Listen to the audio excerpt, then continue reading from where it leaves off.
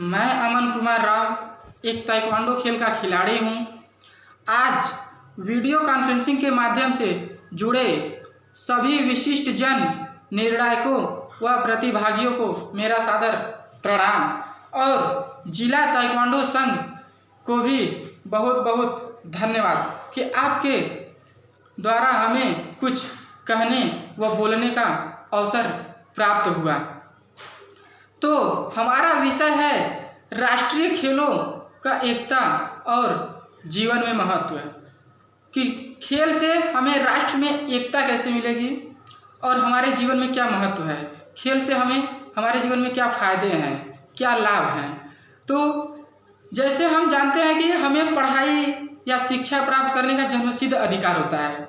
बच्चे छोटे होते हैं तभी से उनको स्कूल में एडमिशन करा दिया जाता है, उनको पढ़ाई करने का, उनको शिक्षा प्राप्त करने का अधिकार पूरी तरह से रहता है। उसी तरह से हमको खेल करने का, खेल खेलने का भी अधिकार रहता है। जिस किसी काम को हम अपने अन्य संसाधनों के द्वारा नहीं कर सकते, शिक्षा के द्वारा नहीं कर सकते, हम उस काम को अपने खेल के द्वारा खेल खेल में आसानी से कर सकते हैं।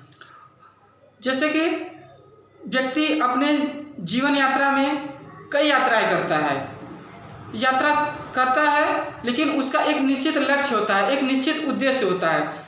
तो उस निश्चित उद्देश्य और उस निश्चित लक्ष्य को प्राप्त करने के लिए वह यात्रा में कई पड़ावों को पार करना होता है, कई स्टेज, कई लेवलों को वो डाकता जाता है, चला जाता है, फिर तब जाके वो अपने लक्ष्य को, अपने उद्देश्य को प्राप्त कर सकता है और वो पहुंचता है वहाँ तक।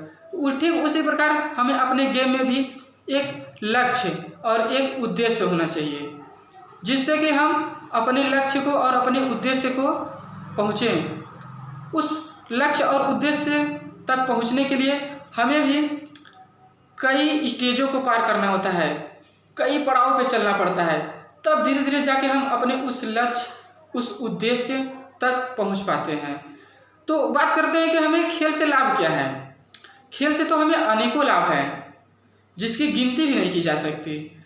खेल से हमारा शरीर स्वस्थ, तंदुरुस्त और मजबूत रहता है, मन खुश और प्रसन्न, शांत रहता है, समाज में भी हमें उचित सम्मान मिलता है, आर्थिक विकास होता है। खेल से हमें इतने सारे लाभ होते हैं।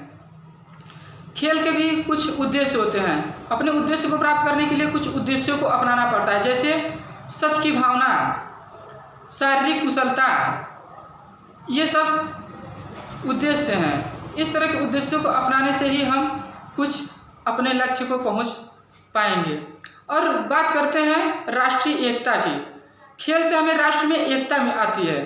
खेल से राष्ट्र का विकास होता है, समाज का विकास होता है, शारीरिक विकास होता है, मानसिक विकास होता है। इस तरह से हमें खेल से राष्ट्र में इन सब चीज़ों से विकास होता है।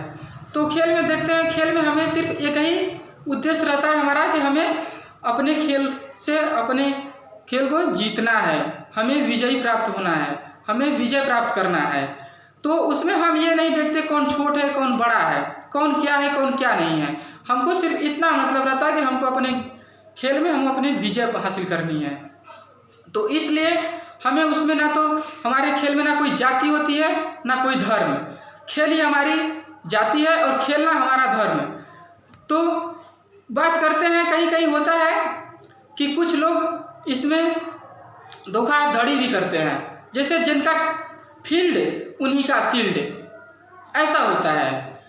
और देखते हैं कि कुछ लोग इसमें राजनीतिक, लोकतांत्रिक गेम में भी करते रहते हैं। तो मेरा मानना है कि अगर खेल से राजनीतिक, लोकतांत्रिक अगर निकाल दिया जाए तो हर गली, हर मोहल्ले, हर घर में हमें एक खेल चैंपियन मिलेगा।